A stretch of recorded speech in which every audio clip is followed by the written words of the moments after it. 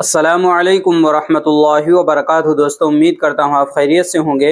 मैं हूँ मोहम्मद मकसूद कासमी और आप देख रहे हैं बागी मदीना यूट्यूब चैनल। दोस्तों, सोशल मीडिया का दौर है। यहाँ पर जब भी कोई चीज़ होती है और उस चीज़ का ताल्लुक किसी बड़ी शख्सियत से होता है, किसी बड़े आलिम दीन के साथ होता है या किसी बुजुर्ग हस्ती के साथ होता है, तो लोग तरह तरह की बातें करना शुरू कर देते हैं। दोस्तों, आज भी कुछ ऐसा ही मामला देखने को मिल रहा है। जैसा कि आप सभी हजरात को दोपहर में खबर मौसूल हुई कि हज़रत मौलाना ताहिर हुसैन गयावी रहमतुल्लाह अलैह का जो है इंतकाल हो गया है, और उसके मुतालिक सोशल मीडिया के ऊपर बहुत सारी खबरें गर्दिश करने लगी। तो वहीं पर बाज़ लोगों ने जो शरीर किस्म के हैं, उन्होंने ये फितना फैलाना शुरू किया कि ये अफवाह जो है गलत फैलाई जा रही है, मौलाना ताहिर हुसैन अभी हयात हैं, ज़िंदा हैं, उनका इंतकाल नहीं हुआ है। हालांकि फिर इसके बाद एक हलचल सी मच गई। बहुत सारे लोगों ने यह कहना शुरू कर दिया कि सोशल मीडिया के ऊपर जो खबर चल रही है वो गलत है। फिर उसके बाद बहुत सारे लोग ऐसे हैं जिन्होंने तहकीक की, मौलाना ताहिर हुसैन गयावी साहब के बेटों को फ़ोन किया और सही खबर लोगों तक पहुंच गई है।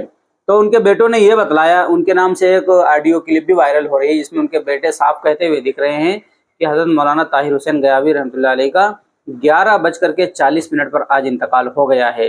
तो जो लोग ये गलत खबर चला रहे हैं कि उनका इंतकाल नहीं हुआ है सोशल मीडिया के ऊपर, तो खुदा के वास्ते ऐसा ना करें।